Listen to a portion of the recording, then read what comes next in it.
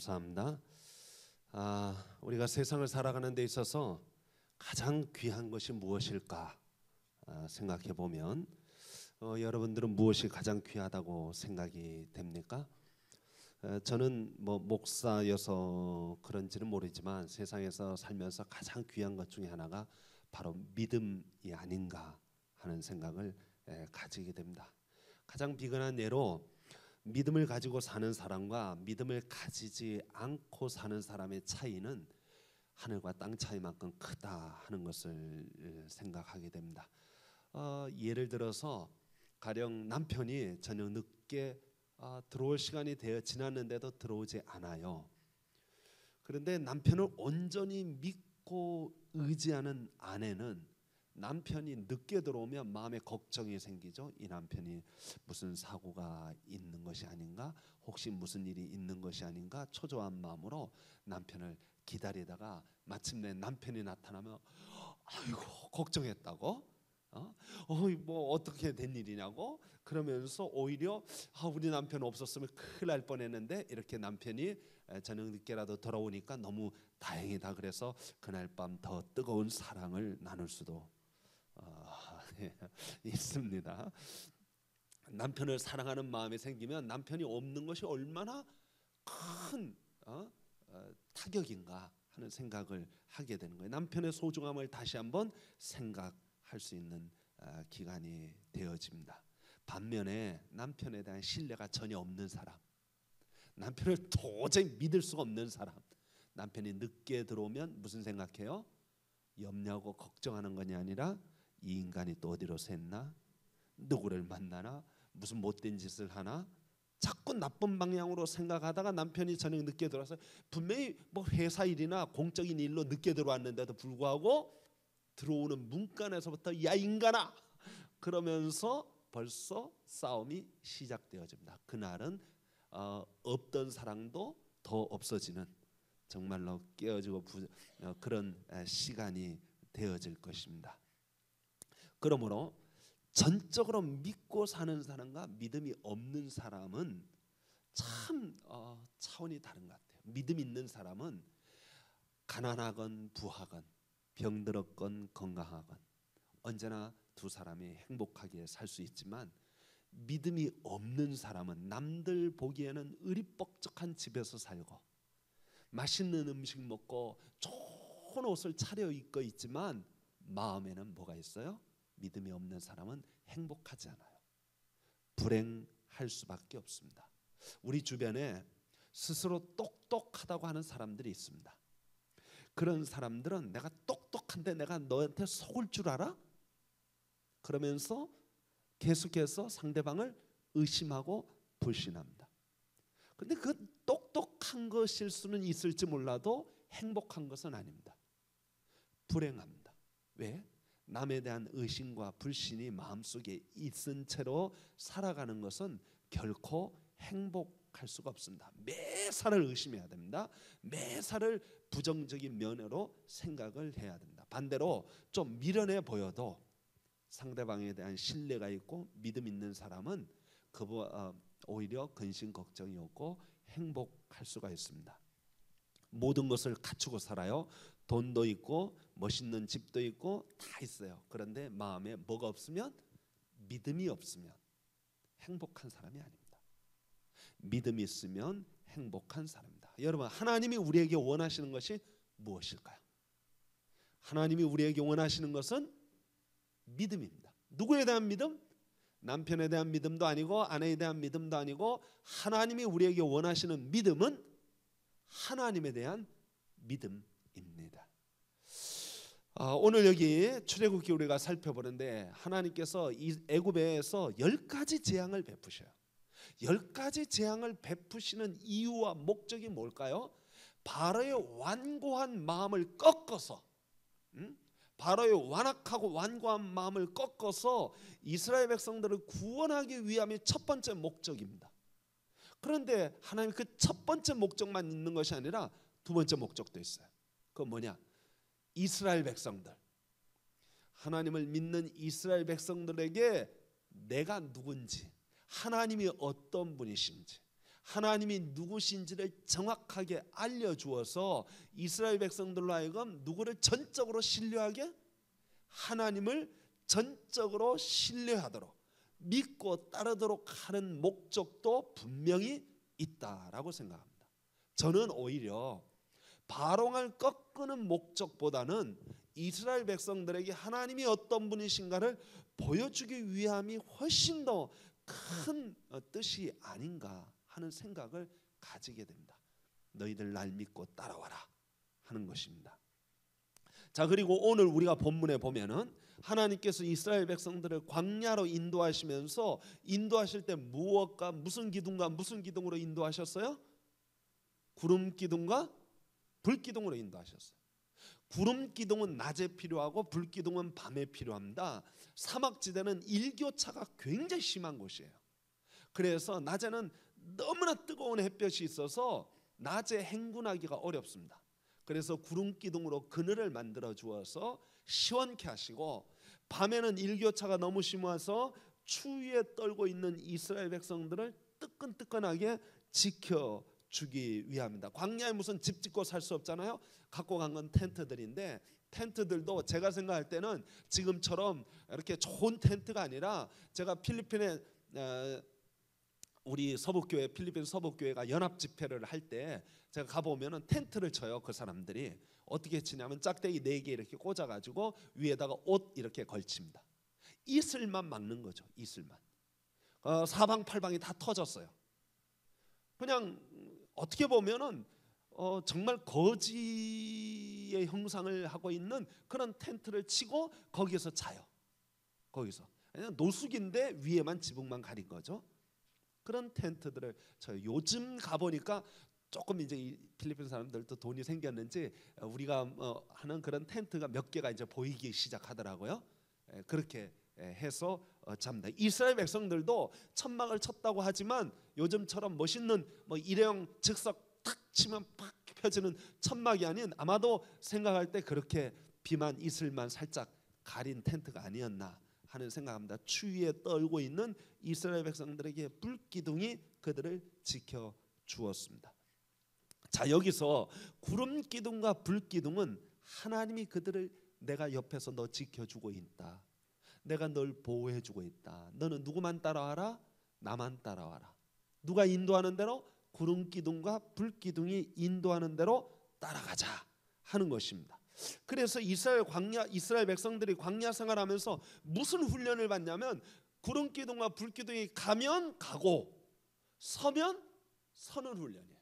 다시 말하면 하나님이 가라 하면 가고, 멈추라 그러면 멈추고, 다시 말하면 하나님의 인도를 받는 훈련을 하는 것입니다.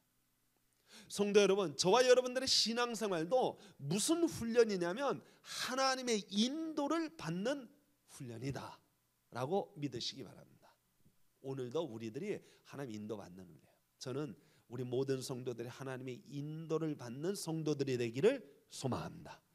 우리 서북교회도 하나님의 인도를 받는 교회가 되기를 소망합니다.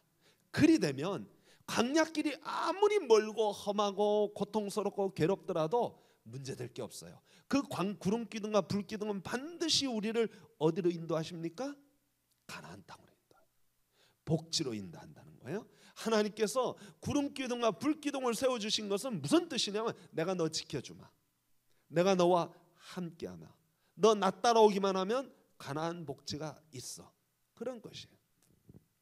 만약에 구름 기둥과 불 기둥이 있는데도 딴 길로 가면 그건 필경 멸망하는 길이고 광야에서 길을 잃고 헤매는 것이에요.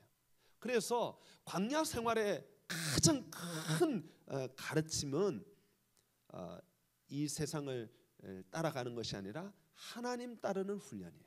하나님 따르는, 우리 신앙생활도 하나님 따르는 훈련이에요. 세상에 솔직히 말하면 믿을 만한 사람이 별로 없어요. 지도자도 믿을 만한 지도자가 별로 없어요. 세워놓고 보면 다 거기서 거기에요. 예? 여러분, 우리 믿는 성도들이 누구를 믿고 의지하고 따릅니까? 우리는 하나님을 믿고 의지하고 따르는 백성이라고 생각합니다. 설령 지금 광야길이 험한 길이고 고생길이지만 우리는 확신합니다. 구름 기둥 따라가고 하나님 따라가면 우리는 어디로 간다? 가나안 복지로 간다. 예? 하는 것입니다. 이제 남은 문제가 하나 있습니다. 우리는 정말 구름 기둥, 불 기둥을 믿고 하나님을 믿고 따르는 거예요. 얼마나 하나님을 전적으로 의지하고 하나님의 인도하심을 따라가느냐가 우리에게 숙제입니다. 자, 생각해 보세요. 이스라엘 백성들 구름 기둥, 불 기둥을 믿고 의지하고 따라갔을까요? 안 따라갔을까요? 여러분 생각해 보세요. 잘 따라갔을까요? 안 따라갔습니다. 안 따라갔어요. 그들은 늘 불평했습니다. 하나님이 우리가 묘지가 없어서 여기 끌고 왔냐? 왜 여기를 끌고 왔냐? 그들이 일주일 만에 가나안 땅 코앞에 다다랐습니다. 그때 정탐꾼 12정탐꾼을 보내고 돌아왔을 때 우리가 다 여기서 망해서 죽겠구나. 또 불평했습니다. 원망했습니다. 예? 이게 우리들의 문제이기도 합니다. 하나님을 온전히 믿고 따르면 사실 걱정이 없어요. 비록 광야니까 먹을 것도 없고 뭐 여러 가지 불편해요. 잠자리도 불편하고 여러 가지 불편한 건 사실이지만 그럼에도 불구하고 거기 뭐가 있냐면 하나님의 기적이 있습니다.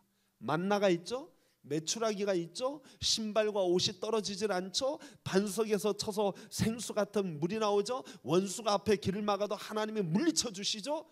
기적이 있어요, 없어요? 있습니다. 그러니까 광야는 두 가지가 있어요. 두 가지가 분명히 불편거리 존재합니다. 잠자리 시원찮아요. 그렇죠? 뭐 항구적인 안정적인 집이 있는 것도 아니에요. 길도 시원찮아요. 모든 것이 생각해보면 불평거리가 많아요. 이것도 불평할 거리, 저것도 불평할 거리, 마늘도 없고 뭐 생선도 없고 뭐 그 이스라엘 백성들이 양념도 없고 뭐 불평 많이 해요. 그 사람들이 불평거리 사실 있어요. 근데 생각해보면 거기에 뭐도 있냐면 감사의 제목도 있어요. 그렇죠? 내 손으로 일하지 않아도 뭐가 내려와요? 하늘에서 만나가 내려와요. 내가 수고하지 않아도 메추라기가 나 잡아주세요 하고 내 앞에 와서 딱 엎드려 있단 말이죠. 예? 반석에서 생수가 나오고 원수가 앞을 가로막아도 모세가 손을 들고 기도만 하면 딱 물리쳐요. 이 기적이 있단 말이에요. 그러니까 다시 말하면 광야 생활은 두 가지가 섞여 있어요. 불평도 있고 감사도 있어요. 뭘 선택하느냐? 예? 이 굉장히 큰 것입니다. 만약에 불평과 원망을 선택하면 그건 다른 말로 말하면 하나님의 인도하심과 하나님에 대한 전적인 신뢰가 부족하다는 뜻입니다. 원망이 어디서 나오냐? 불평이 어디서 나오냐? 믿음 없음에서 나오더라는 거예요. 어느 순간 믿지 못하니까 낮에는 구름 기둥으로 그늘 만들어 주시고 불 기둥으로 따뜻하게 해주시고 만나를 주시고 다 주셔도 불평해요. 불평해요. 원망해요. 기적을 보고도 원망해요. 하나님의 인도를 보고도 원망해요. 하나님이 돌봐 주시는 거 보고도 원망해요. 믿음 없음의 표시입니다. 이스라엘 백성들이 광야길을 갈 때 기적을 보고 하나님의 인도하심을 보았지만 끝까지 불평했어요. 원망했어요. 그러니까 그 광야길은 무슨 길이 되냐면 고생길이 됩니다. 행복의 길이 아니라 불행의 길이 됩니다. 구름 기둥이 있어도 불 기둥이 있어도 하나님이 인도해도 고생길이에요. 그 길은 불행의 길이고, 아무리 집이 좋으면 뭐합니까? 아무리 뭐가 있으면 뭐합니까? 그거 불행한 거예요. 우린 여기서 하나님께서 왜 이스라엘 백성들에게 굳이 광야로 인도하셔서 그렇게 어렵고 힘든 길을 걷게 하셨을까? 그 광야길에 불평거리가 많은데, 원망거리가 많은데 왜 그쪽으로 인도하셨을까? 인간적으로 생각하면 불평거리가 많은데 왜 그 길로 인도하셨을까? 여러분, 인간적으로 보면 불평거리가 있지만 영적인 눈으로 보면, 신앙의 눈으로 보면 뭐가 있냐? 감사거리가 있는 거예요. 감사거리가. 하나님께서는 인생길을 걸어가면서 불평거리를 찾는 것이 아니라 감사거리를 찾을 수 있는 성도로 훈련시키는 거예요. 그걸 이스라엘 백성들을 훈련시키는 거예요. 사사기 7장에 보면 기드온이 미디안 족속과 싸우는 장면이 나옵니다. 미디안 족속이요.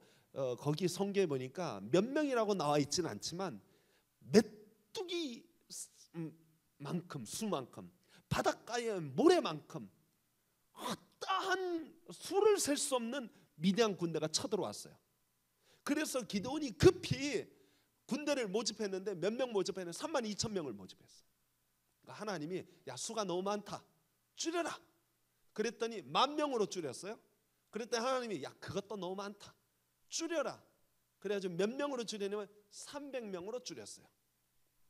300명으로 데리고 나가서 싸우게 하는 거예요. 여러분 300명과 허다 나중에 그 기드온이요 미디안 족속들을 300명이 나가서 때려 죽인 사람이 몇 명이냐면 12만 명이에요. 때려 죽인 사람만. 뒤통수를 쳐서 죽였던 간에 지들끼리 죽였던 간에 12만 명을 300명이 12만 명을 죽였어요. 그리고 5,000명을 포로로 잡았어요. 저는 이게 불가능한 숫자 같아 보입니다. 불가능한 하나님의 뭐 기적적인 손길 아니면 이건 도저히 있을 수 없는 거예요. 그냥 죽이고 생포한 것만 그 정도라니까 도망간 사람까지 다 세면 뭐 그 숫자는 한 뭐 15만 명이라고 예를 들어서 합시다. 32,000 대 15만 명 싸우면 이겨져요? 이길 수가 없어요. 32,000명으로도.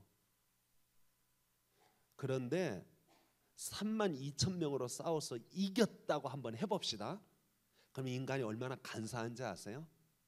뭐라고 얘기하냐면 우리가 지략이 뛰어나, 우리가 전술 전략이 뛰어나서, 우리의 리더십이 훌륭해서 이겼다라고 이야기합니다. 물론 그것도요 32,000명 대 15만 명과 싸우면은 그것도 하나님의 기적적인 도우심이 필요합니다. 안 그러면 이길 수가 없어요. 그런데 그들은 뭐라고 얘기하냐면 하나님의 기적적인 도우심은 이야기 안 하고 뭘 얘기하냐면 우리가 용맹하기 때문에. 그런데 숫자를 300명으로 줄여놓으면 어떻게 되냐? 우리가 용감하기 때문에 말할 수 있어요 없어요? 절대로 말 못합니다. 우리가 뛰어나서라고 말할 수 있어요 없어요? 못합니다. 그런데 여러분 사사기 읽어보면 300명이 싸우고 나서 뭐라고 하는지 말하는지 아세요? 하나님의 은혜로 이겼다고 말 안 합니다. 뭐라고 말하냐면 기드온이 큰 용사라서 이겼다라고 얘기합니다. 이게 진짜 인간의 문제예요. 뭔지 아시겠어요? 하나님이 전적으로 도와주셨는데, 하나님이 인도하시고 지켜주시고 승리를 주시고 축복해 주셨는데 그 순간에는 감사하지만 돌아서서는 누가 잘나서? 우리가 잘나서. 기드온의 용사, 지금까지도 뭐라고 얘기하냐면 기드온의 300용사. 웃기는 소리예요. 용사 아니에요. 누가 도와줬어요? 전적으로? 이거 하나님이 하신 거예요.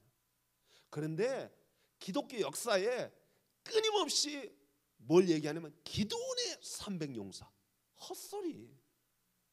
헛소리예요. 용사 아닙니다. 용사 아니에요. 절대로 용사 아닙니다. 기드온 큰 용사 아닙니다. 하나님이 하신 거예요. 오늘날 우리 그리스도인들이 왜 하나님이 300명으로 줄여서 그거를 싸움을 싸우게 하시냐면 하나님의 능력과 인도하심과 하나님의 섭리를 그들로 하여금 알게 하고 깨닫게 하고, 그래서 하나님의 역사하심에 감사하게 하기 위해서 하는 것이어야 하는데, 그걸 훈련시키려고 하는데 인간이 너무나 인간적이에요. 그래서 하나님의 역사하심을 보고도 뭐라고 자꾸 얘기하냐면 우리가 훌륭했어. 자 보세요. 우리 교회가 만약에 내년에 엄청난 부흥을 이뤘다 한번 가정해 봅시다. 우리 지금 한 3,000명이 내년에 왔다고 한번 가정해 봅시다. 우리가 할 수 있는 일이에요? 못할 일이에요? 못할 일이에요. 죽었다 깨어나도 우리는 그런 일을 못해요. 하나님이 들어 부어 주시지 않으면 안 돼요. 아멘 안 하시네. 근데 3.2 되면요, 일단 가오 잡는 사람이 누구겠어요? 담임 목사죠. 뭐.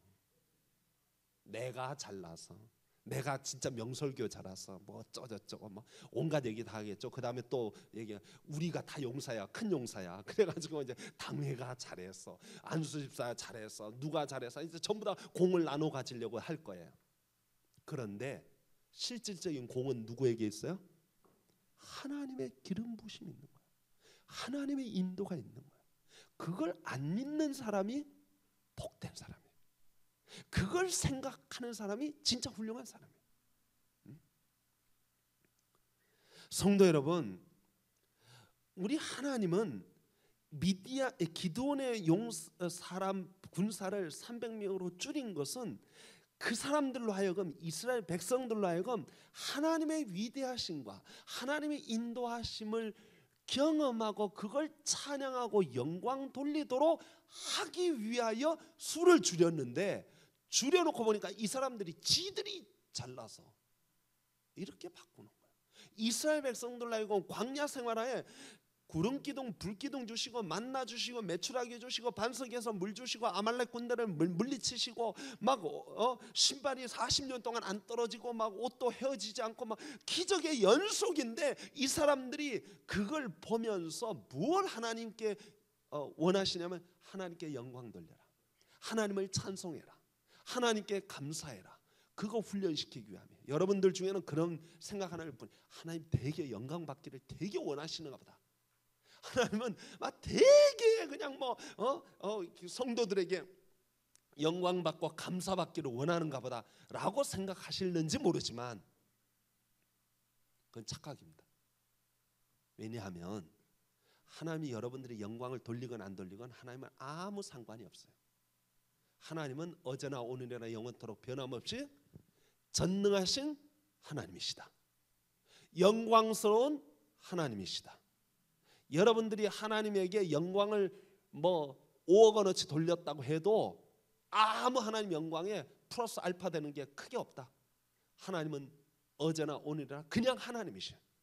하나님은 어제나 오늘이나 그냥 전능하셔. 그냥 거룩하시고 그냥 영광스럽고 여러분에게 아무 적을 거 없어요. 하나님은 하나님이십니다. 아멘. 하나님은 스스로 자족하시고 하나님은 스스로 높으신 분이고, 여러분들이 어떻게 하든 간에 상관없이 하나님은 하나님 그분이십니다. 그러면 그 하나님이 왜 우리에게 영광 돌려라, 감사해라, 믿어라 그렇게 말하십니까? 그건 다른 데 있지 않습니다. 우리에게 그게 복이니까. 그게 복이니까. 하나님을 믿으며 사는 것이 여러분에게 행복이니까. 하나님께 감사하며 사는 것이 여러분에게 행복이니까. 하나님의 인도를 받으며 사는 것이 여러분들에게 복이니까 하나님이 그거 하라는 거예요. 하나님이 그거 받아가지고 막 내가 뭐 배부르려고 내가 뭐 하나님이 으쓱 그래 너희들이 날 칭찬해 주니까 내가 진짜 좋다야, 기분 좋다야, 뭐 이렇게 하기 위해서가 아니라 그건 누구를 위함이냐, 전적으로 여러분을 위한 겁니다. 여러분을 훈련시켜서 그렇게 하는 것은 여러분들에게 복이고, 여러분들의 인생을 사는데 행복이고, 여러분들의 삶의 형통의 길, 결국 하나님이 그렇게 해서 어디로 인도하시냐면 가나안으로 인도하는 거예요. 가나안의 복지로 인도하는 거예요. 여러분, 하나님께 영광 돌리는 것을 손해본다고 생각하지 마세요. 내가 영광 받아야 되는데, 내가 잘해서 내가 싸움 잘해가지고 미디안 군대를 물리쳤고, 내가 잘해가지고 내가 열심히 헌신하고 봉사해서 내가 그래가지고 우리 교인들한테 내가 칭찬받고 내가 이런 사람이야, 나 때문에 이렇게 됐어, 이런 말 듣는 것을 좋아하지 마세요. 여러분들이 그 말을 들을 때는 그건 여러분들이 복을 뺏기는 거예요. 여러분들 어떻게 합니까? 그럴 때 하나님이 은혜 주셔서, 하나님이 날 도와주셔서, 하나님이 날 인도하셔서, 하나님이 뭐 여러분들이 헌금 많이 했으면요, 여러분들이 뭐라고 고백해야 되냐면 아니 뭐 별거 했나요, 뭐 그 정도야, 뭐 더 생기면 더 하죠, 뭐 이건 교만한 거예요. 어떻게 하냐면 하나님이 내게 허락해 주시니까. 안 주면 내가 어떻게 합니까? 다 하나님이 하셨으니까. 하나님께 영광을 돌리면 여러분들은 복 있는 자입니다. 왜? 하나님이 그에게 더 주셔요. 더 크게 쓰셔요. 더 멋있게 쓰시고. 예? 미디안 군대가 아니라 어떤 군대가 와도 다 물리쳐요. 걱정 없어요. 그러니까 여러분, 인생길 광야길입니다. 험한 길이에요. 틀림없습니다. 우리가 사는 거 진짜 고달프고 힘들어요. 그렇죠? 안 힘들다고 하는 분 아무도 없어요. 다 힘들어요. 예? 그런데 여러분, 그 길 가운데 하나님의 인도를 발견하는 사람, 하나님께 감사하고 하나님께 영광 돌리는 것을 계속해서 발견하는 사람. 어떤 사람이 병원에 가서 정기 검진을 받았는데 위암에 딱 걸렸어요. 말기. 그것도 요즘 제 친구 목사들이 암 말기가 많아요. 저 나이 또래에 친구 목사들이, 우리 박경환 선교사도 폐암 말기, 갑자기 폐암 말기가 됐고, 친구 목사들 여기저기서 목사들이 스트레스가 좀 많은가 봐요. 그래가지고 말기, 암 말기가 돼가지고 목회도 못하고 뒤로 물러났는데 교회가 냉정해요. 돌보지도 않아요. 그래서 정말 오도 가도 못하는 거짓 신세가 돼 있는 친구들이 여럿 있어요. 그러면서 후배 목사가 목사님 연배 다 쓰러집니다. 목사님 건강 챙기세요 하면서 저한테 염려되는지 전화해 주더라고요. 이 사람이 위암 말기예요. 돌아오면서 생각하는 거예요. 내가 신앙생활 열심히 한다고 정말 남들보다 충성하고 헌신하고 경건생활했는데 위암 말기라니 말이 안 된다. 이거는 하나님, 내가 뭘 잘못해서, 세상에 보니까 나쁜 놈도 많고 악한 놈도 많고 막 신앙생활 가짜로 하는 놈도 많고 막, 그런데 왜 그런 놈들에게 암을 주시지? 왜 나같이 신실하게 신앙생활 하려고 애를 쓰는 나에게 위암 말기라니 이게 말이 됩니까? 하고 걸어오는데 하나님이 갑자기 성령으로 음성을 딱 들려주시는데 이 사람 마음속에 감동을 주신 거예요. 무슨 감동이에요? 하나님은 원망의 기도는 듣지 않으신다, 감사의 기도를 들으신다 하는 음성을 자기가 딱 들은 거예요. 그러니까 이 사람이 거기서 이게 하나님의 음성이라면, 내가 지금 오면서 집으로 가면서 불평하고 원망하는데 감사의 기도를 들으신다? 그럼 내가 감사할 거리가 있나 찾아보니까, 하나님, 그래도 지금에야 암을 발견했는데 이전까지 건강하게 살게 한 거 감사합니다. 그래도 우리 가정 행복하게 살게 해주신 거 감사합니다. 믿음대로 믿음 따라 산다고 지금까지 충성 다해온 거 감사합니다. 천국에 대한 소망이 있는 거 감사합니다. 감사를 이제 자꾸 찾기 시작한 거예요. 우리 자녀들 똑바로 자란 거 감사합니다. 이제 놓고 가도 걱정 없겠습니다. 하나님이 책임져 주실 줄 알고 감사합니다 하면서 감사를 하기 시작한 거예요, 이 사람이. 예? 그러다 보니까 자기도 모르게 가슴이 뜨끈뜨끈해지더래요. 그러면서 뭐라고 해요? 내가 남은 생애가 얼마 될지 모르지만 남은 생애 동안 하나님께 감사하며 살다가 죽게 해 주옵소서 기도한 거예요. 그리고 그날부터 삶의 태도를 바꿨어요. 감사로, 다 감사합니다. 그런데 교회 가도 누구에게도 감사하고 누구에게도 감사하고 가슴이 뜨끈뜨끈뜨끈한 거예요. 은혜 받은 것처럼. 얼마 있다가 다시 병원에 갔는데 깨끗이 치료되었다 간증하는 이야기를 제가 들은 게 있습니다. 성도 여러분, 저와 여러분들의 이렇게 인생길에, 광야길에 불평할 것도 있어요. 틀림없이 있어요. 근데 여러분들 감사거리를 찾아보세요. 하나님이 지금까지 인도하여 주신 거 생각해 보세요. 개구리 올챙이 시절 기억 못한다고 하는데 저도 생각해 보니까 하나님께 감사거리가 많아요. 우리 서북교회를 허락해 주신 거 감사하고, 예? 정말 감사하고, 우리 장로님들, 우리 교인들, 이렇게 좋은 교인들 만나서 목회하는 거 감사하고, 이걸 스트레스로 생각하면 암에 걸릴 텐데, 그렇지 않습니까? 이걸 스트레스로 생각하면 제가 그냥 제명이 못 죽죠. 예? 근데 이걸 감사거리로 생각하면 행복해지는 거예요. 오늘 정책당회 했어요.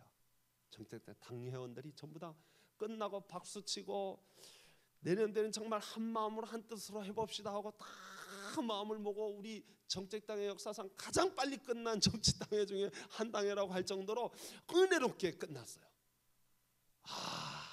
하나님 감사합니다. 저는 그냥 막 감사가 나오더라고요, 속으로. 예? 여러분, 올 한 해 하나님을 전적으로 신뢰하고 믿고 감사의 제목을 찾을 수 있는 우리들이 되기를 소망합니다. 행복거리를 찾는 행복한 성도 되어지기를 간절히 축원합니다. 기도하겠습니다. 하나님 아버지 감사합니다. 주께서